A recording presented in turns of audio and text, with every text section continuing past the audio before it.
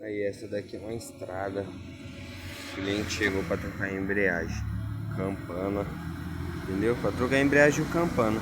Só que a bomba centrífuga acabou quebrando, tá vendo? Um pedaço dela aqui. Ó. Acabou quebrando porque tava zoada, forçou. Aí eu tava desmontando aqui e olha só. Ó.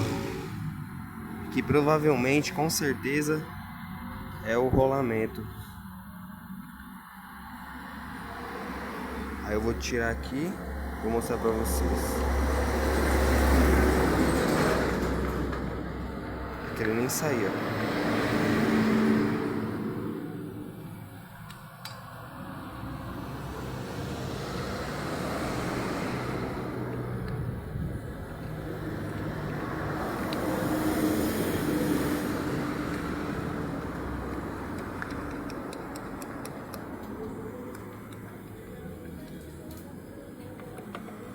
Ó.